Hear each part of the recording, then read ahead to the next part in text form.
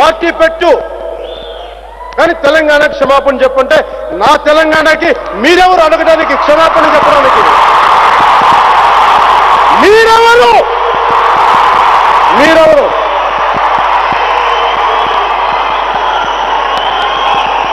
ఇంకొంతమంది మీ హీరోకి దమ్ముంటే ఏం చేస్తాడు, అన్ని స్టేట్మెంట్స్ ఇచ్చి రావాలంట. మీరెవరు చెప్పడానికి? మీరెవరు?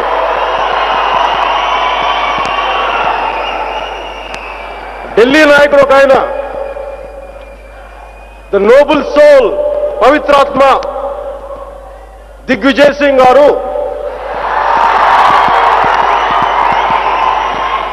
పవన్ కళ్యాణ్ నువ్వు పార్టీ పెట్టమ్మా, నువ్వు పార్టీ పెట్టాలంటే ఏంటంటే కాంగ్రెస్ లో కలిపేయాలంట, అదేదో గంగానదిలాగా.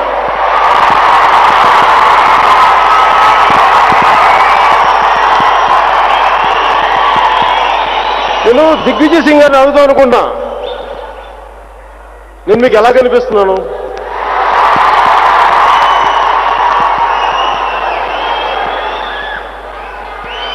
చెప్తా.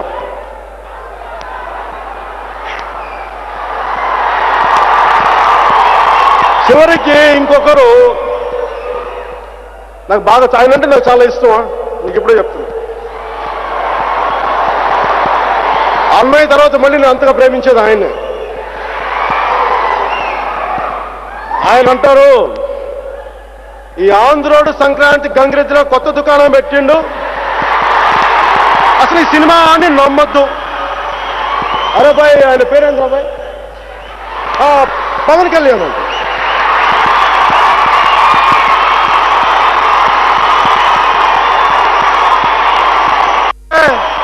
నువ్వు నన్ను చెప్పలే రాదే,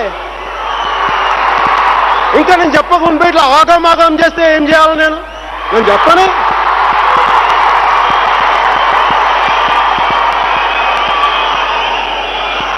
అరే నేను చెప్పినాక నువ్వు తిడితే నేను కాదంటానా? నేను పడేటోడిని కాదా? నేను పడతా. నువ్వు సంవత్సరాలుగా తిడుతుండే నువ్వు, నేను పడట్లా? పడతాం.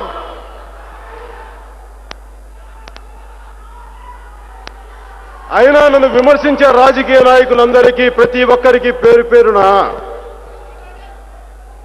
మీరిలా విమర్శలు చేస్తే నేను భయపడతాననుకుంటున్నారా? భయపడతాననుకున్నారు? అసలు ఏమనుకుంటున్నారు మీరు? ఇలాంటి పరిస్థితుల్లో 2 నెలల ఎన్నికలు ముందు పెట్టుకొని నేను మీ ముందుకు వచ్చి మీలా భయపడేవాడైతే మీ ముందు నేను నిలబడగలనా?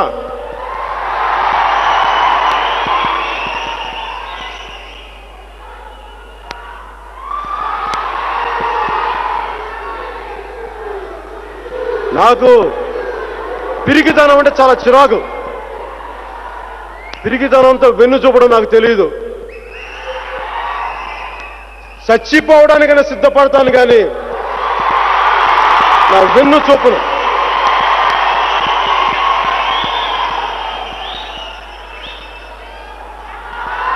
నేను మొన్న ఒక 2 రోజుల క్రితం 14వ తారీఖు ఈరోజు సాయంత్రం మాట్లాడేందుకు చెప్పిన తర్వాత, పార్టీ రిజిస్ట్రేషన్ అయిపోయింది, అందరికీ చెప్పిన తర్వాత, నేను రాజకీయాల్లోకి రావాలని నిర్ణయించుకున్న తర్వాత, అన్నీ సిద్ధం చేసుకున్న తర్వాత ఒక్కసారిగా నిరాశ, నిస్పృహ, నైరాశ్యం వచ్చినాయి. నేను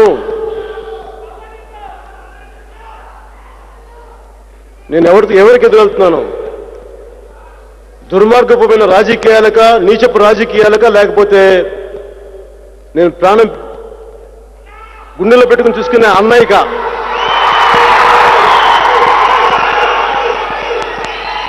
అసలు వెళ్ళాలా, ఆగిపోదామా?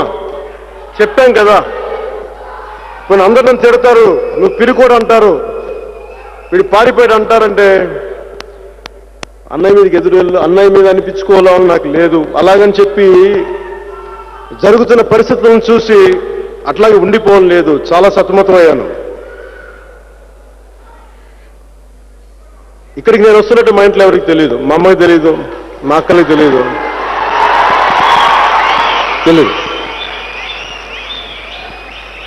ఒక 4 రోజుల ముందు వాళ్ళకు కూడా నేను పార్టీ పెడుతున్నట్టు తెలిసింది. ఎవరికి తెలియదు, నేను ఎవరికి చెప్పలేదు. ఎందుకంటే ఇది నన్ను ఎవరన్నా అడిగితే నీకు దేశం ముఖ్యమా, సమాజం ముఖ్యమా, లేదంటే నీ ప్రాణం ముఖ్యమా అంటే నాకు దేశం సమాజమే నాకు ముఖ్యం. ఇదేది ముఖ్యం కాదు. కానీ నన్ను తిడతారు. ఇంటికి వెళ్ళక అమ్మ కొట్టొచ్చేవో కూడా పడతాను. ఎప్పుడైనా తెలియదు. నేను రేపు ఎల్లుండి వెళ్తాను.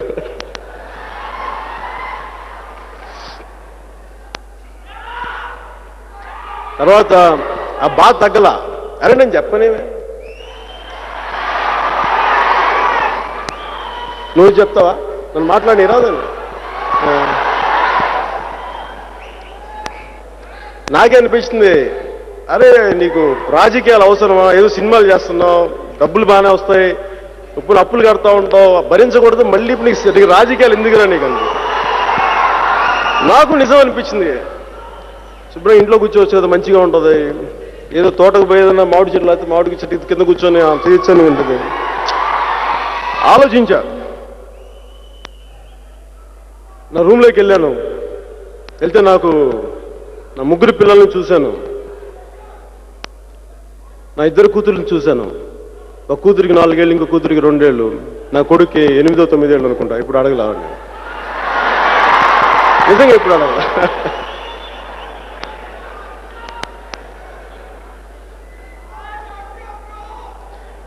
నాకు అనిపించింది, నేను వీళ్ళని వదిలితే వీళ్ళు ఎలా ఉంటారు?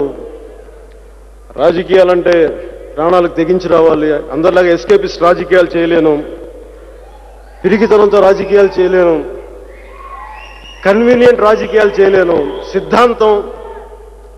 సైద్ధాంతిక బలంతోనే రాజకీయాలు చేయగలను. నాలాంటి వాడిని చంపేస్తారు. అది కూడా నాకు అర్థమైంది. సత్యం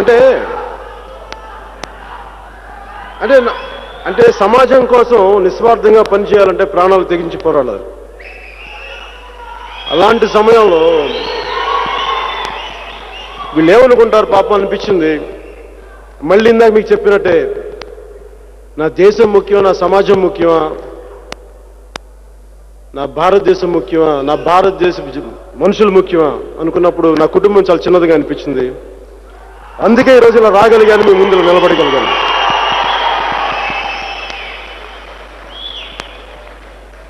నాకు ఇప్పుడు దాకా వ్యక్తిగతంగా ఎవరు శత్రువులు లేరు. నేను ఇప్పుడు దాకా ఎవరిని మనసు లోపల నుంచి ద్వేషించలేదు. నాకు కోపం కూడా రాదు. ఏదో కోపం వస్తే 2 తిడతాను తప్ప అక్కడితో అయిపోద్ది. నాకు ఎవరి మీద పెద్ద అంతగా లోపల పెట్టుకొని కక్ష సాధించాలని కోరిక ఉండదు. నాకు అలాంటి మనసు నాకు లేదు. కానీ నా మిత్రులకి చాలా మందికి రాజకీయాలకు వెళ్ళడం కూడా ఇష్టం లేదు. వాళ్ళలో త్రివిక్రమ్ శ్రీనివాస్ కూడా ఒకడు.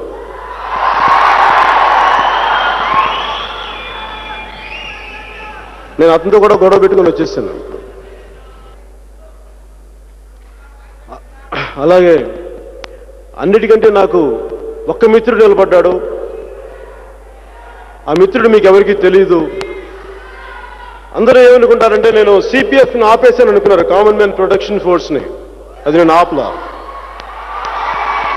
అది ఆపడం అంటే బయటికి ఆగిపోయిందేమో కానీ నా గుండెలు లాగలేదు, అది రగులుతూనే ఉంది.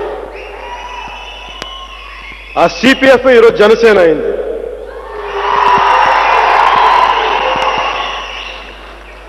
అలా నేను సిపిఎఫ్కి